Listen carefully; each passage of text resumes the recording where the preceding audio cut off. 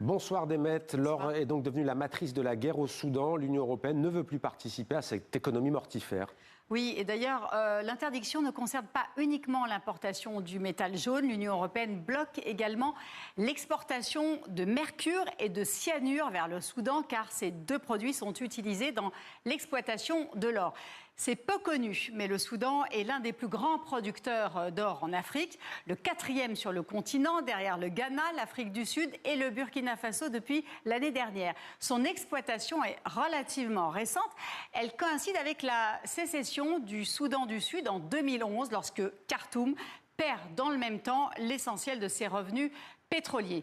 Le Soudan produit, selon des chiffres officiels, 70 tonnes d'or par an, de quoi générer moins de 2 milliards de dollars de recettes. Mais ça n'est que la partie émergée de l'iceberg, car plus de la moitié de la production échappe au circuit réglementé. Les experts estiment à 40 tonnes d'or exportées illégalement hors des frontières soudanaises. Et où part tout cet or ?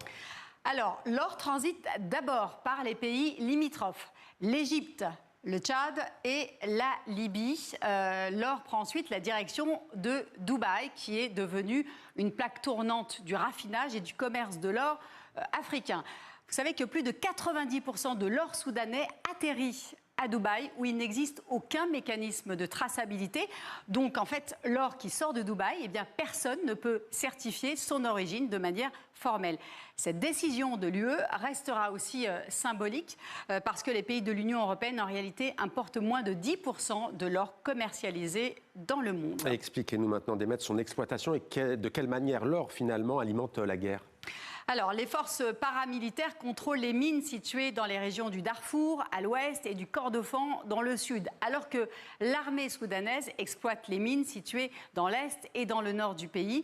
Voilà, Mohamed, comment les lingots d'or soudanais sont exportés avant de revenir sous forme d'armes et de salaires pour les combattants, des deux parties d'ailleurs.